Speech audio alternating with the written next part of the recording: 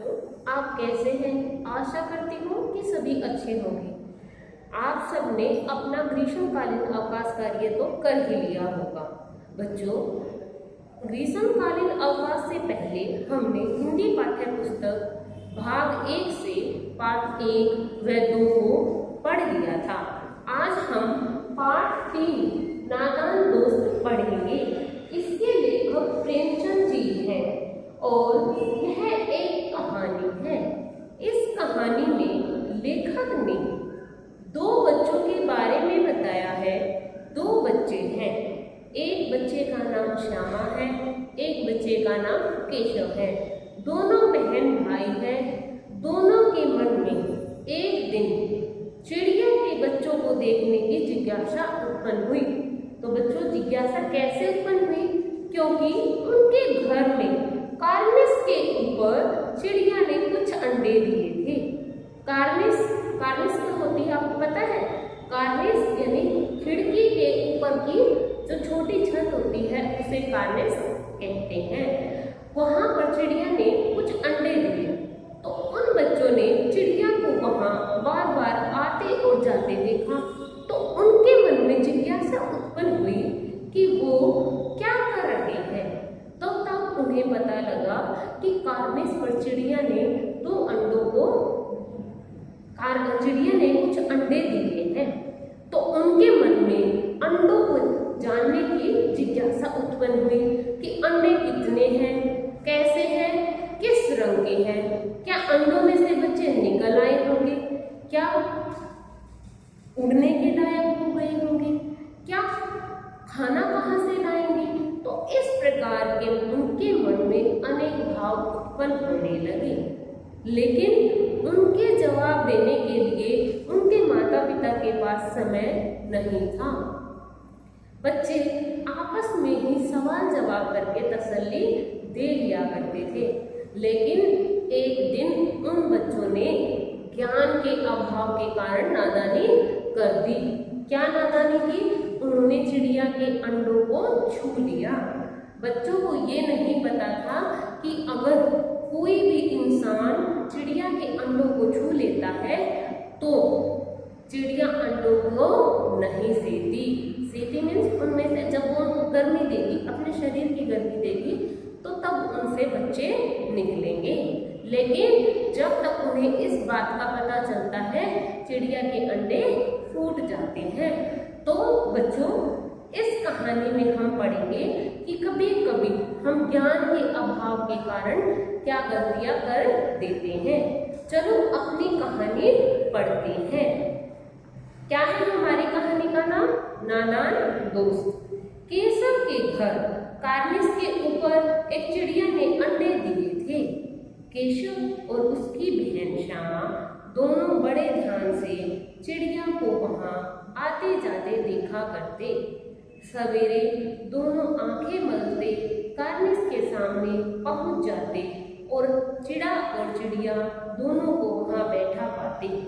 कि इन पंक्तियों में क्या कहता है लेखक कि केशव के घर में कार्निस क्या होता है? कार्निस अभी मैंने आपको बताया था कि कार्निस खिड़की के ऊपर जो छोटी छत होती है उसे कार्निस कहते हैं। वहां पर एक चिड़िया ने कुछ अंडे दिए थे। केशव और उसकी बहन, क्या है उसकी बहन का नाम? श्यामा, बड़े ध्यान से उस चिड़िया और चिड़े को वहां पर आते जाते देखती और उनका ध्यान उनको देखने में इतना लग जाता था कि सुबह सुबह उन्हें अपने खाने पीने की भी सुध नहीं रहती थी। कार्निस के सामने पहुंच जाते और वहां पर चिड़िया को आते जाते देखते। उनको देखने में दोनों बच्चों को न मालूम क्या मजा मिलता। दूध और जलेबी की सुध भी न रहती थी कि उन दोनों बच्चों को कि उन चिड़िया को देखने में पता नहीं क्या आनंद आता था, क्या मजा मिलता था कि ये अपने सुबह के नाश्ते का भी ध्यान नहीं रखते थे। दोनों के दिल में तरह तरह के सवाल उठते। अंडे कितने बड़े होंगे, किस रंग के होंगे, कितने होंगे, क्या खाते होंगे, उनमें से बच्चे किस तरह निकल आएंगे, बच्चों के पर कैसे निकलेंगे। हो घोंसला कैसा है, लेकिन इन बातों का जवाब देने वाला कोई नहीं। कि अब उन बच्चों के मन में अनेक प्रकार के सवाल उत्पन्न हो रहे थे। क्या क्या सवाल उत्पन्न हो रहे थे? कि अंडे कैसे हैं, किस रंग के हैं, कितने हैं, क्या उनमें से बच्चे निकल आए होंगे, क्या बच्चों के पर निकल आए होंगे, पर क्या होते हैं? पंख। तो इस प्रकार के अनेक सवाल उनके मन में आ रहे थे, लेकिन इन बातों का जवाब देने वाला कोई नहीं था। कि बच्चे आपस में ही तसल्ली करके एक दूसरे के सवालों का जवाब देते थे, लेकिन कोई बड़ा उनके सवालों का जवाब देने के लिए नहीं था। न अम्मा को घर के काम धंधों से फुर्सत थी, न बाबूजी को पढ़ने लिखने से, क्योंकि उनके माता पिता अपने कार्य में व्यस्त रहते थे। दोनों बच्चे आपस में ही सवाल जवाब करके अपने दिल को तसल्ली दे दिया करते थे। कि दोनों बच्चे ही अपने आप, वो उसके सवालों का जवाब देता, वो उससे सवाल पूछती, तो इस प्रकार दोनों आपस में ही सवालों का जवाब दे दिया करते थे। श्यामा कहती, क्यों भैया, बच्चे निकलकर फुर से उड़ जाएंगे। कि श्यामा के मन में उत्सुकता रहती थी, जानने की इच्छा रहती थी कि क्या भाई बच्चे एकदम से निकलकर फुर से उड़ जाएंगे। केशव विद्वानों जैसे गर्व से कहता, नहीं रे पगली, पहले पर निकलेंगे, बगैर परों के बेचारे कैसे उड़ेंगे। कि केशव ने विद्वानों की भांति कहा कि नहीं पगली, पहले पर निकलेंगे। पर यानी क्या बताया था? पर होता है पंख। कि पहले उनके पंख निकलेंगे, और जब तक पंख नहीं होंगे तो पक्षी कैसे उड़ेंगे। श्यामा बच्चों को क्या खिलाएगी बेचारी। कि तब फिर दोबारा से श्यामा के मन में सवाल उत्पन्न होता है कि चिड़िया है जो बच्चों को क्या खिलाएगी। केशव इस पेचीदा सवाल का जवाब कुछ न दे सकता था। कि केशव के पास इस पेचीदा यानी मुश्किल सवाल का कोई जवाब नहीं था। इस तरह 3-4 दिन गुजर गए। दोनों बच्चों की जिज्ञासा दिन प्रतिदिन बढ़ती जाती थी। अंडों को देखने के लिए वे अधीर हो उठते थे। कि इस प्रकार बातें करते हुए, सवाल जवाब करते हुए 3-4 दिन गुजर गए, लेकिन बच्चों की जिज्ञासा भी उतनी ही बढ़ गई। अब उनके मन में अंडों को देखने की अधीरता, यानी कि बिल्कुल अधीर हो रहे थे, बेचैन हो रहे थे। अधीर का क्या था? बेचैन हो रहे थे कि उन्हें देखने थे अंडे कैसे हैं, कितने हैं।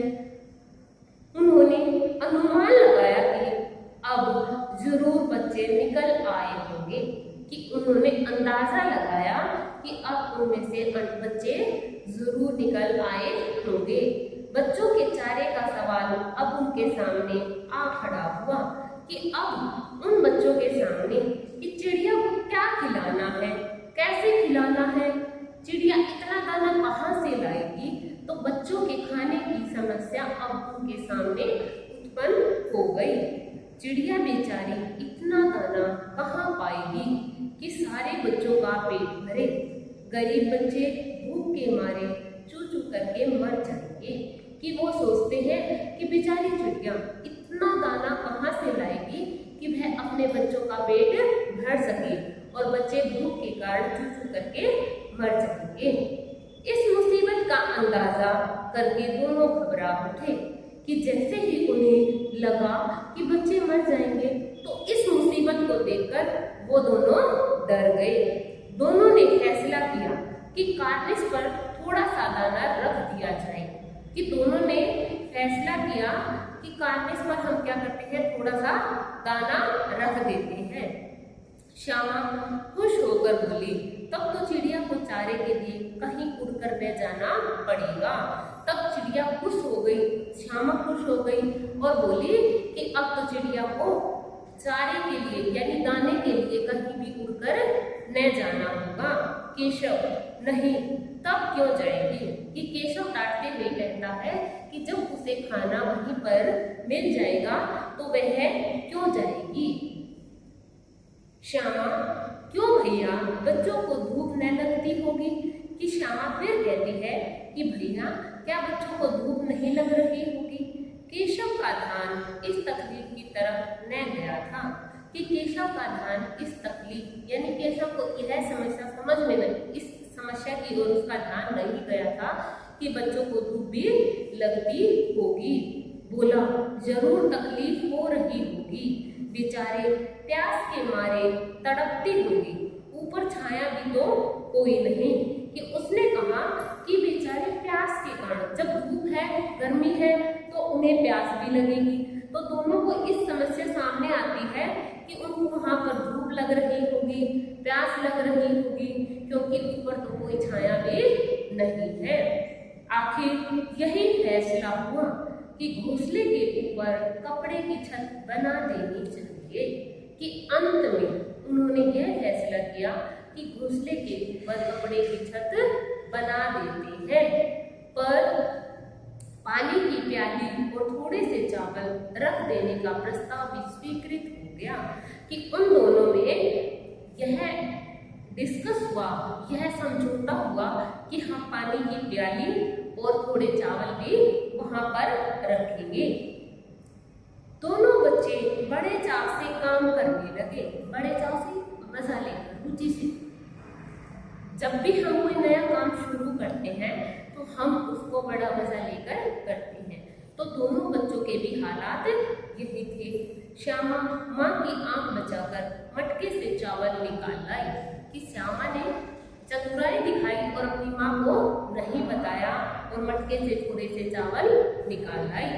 केशव ने पत्थर की प्याली का तेल चुपके से जमीन पर गिरा दिया और उसे खूब साफ करके उसमें पानी भरा। कि केशव ने पत्थर की जो प्याली थी उसमें तेल रखा हुआ था, उसने उसको जमीन पर गिराया और फिर उसको खूब साफ करके उसमें पानी भर दिया। अब चांदनी के लिए कपड़ा कहाँ से आए। कि जो सूर्य की जो रोशनी है, अब वो उसको दूर करना चाहते थे, तो उसके लिए कपड़ा कहाँ से लेकर आए। फिर ऊपर बगैर छड़ियों के कपड़ा ठहरेगा कैसे और छड़ियाँ खड़ी होंगी कैसे।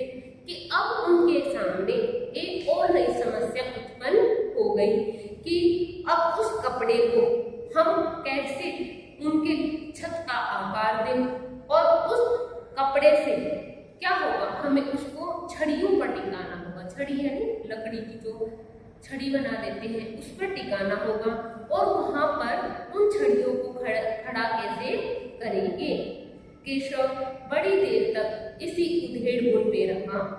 आखिरकार उसने यह मुश्किल भी हल कर दी। कि जब यह समस्या आई तो केशव के मन में अनेक प्रकार के विचार आने लगे। फिर उसने यह समस्या भी हल कर दी, इसका भी समाधान निकाल लिया। श्यामा से बोला, जाकर कूड़ा फेंकने वाली टोकरी उठा लाओ।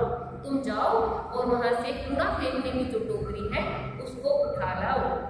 अम्मा जी को मत दिखाना और तुम्हें इस बात का ध्यान रखना है कि तुम उस टोकरी को अम्मा जी को नहीं दिखाओगी। श्यामा, वह तो बीच से फटी हुई है, उसमें से धूप न जाएगी। कि तब श्यामा अपना क्रोध प्रकट करते हुए कहती है कि वह टोकरी तो बीच से फटी हुई है और उसमें से तो धूप अंदर चली जाएगी। केशव ने झुंझलाकर कहा, तू टोकरी तो ला, मैं उसका सुराख बंद करने की कोई हिकमत निकालूंगा। कि श्यामा कहती है कि केशव उस श्यामा को कहता है कि तू एक बार टोकरी लिया, उसका सुराख बंद करने की कोई हिकमत यानी उपाय, कोई न कोई उपाय मैं जरूर निकाल दूंगा। झुंझलाकर इसका अर्थ क्या है, गुस्सा होकर। श्यामा दौड़कर टोकरी उठा लाई। कि श्यामा दौड़कर गई और टोकरी को उठा लाई। केशव ने उसके सुराख में थोड़ा सा कागज ठूस दिया। कि केशव ने क्या उपाय निकाला, जिस टोकरी में सुराख था उसमें उसने कागज भर दिया और तब टोकरी को एक टहनी से टिकाकर बोला, देख ऐसे ही घोंसले पर उसकी आड़ कर दूंगा। तब कैसे धूप जाएगी कि उसने उस टोकरी का सुराख बंद करके तब जमीन पर ही उसे रखकर श्यामा को दिखाया और कहा कि हम टोकरी से ऐसे उस पर छाया कर देंगे तब वहां पर धूप नहीं जलेगी। श्यामा ने दिल में सोचा, भैया कितने चालाक हैं कि श्यामा ने अपने मन ही मन में यह सोचा कि मेरा भाई कितना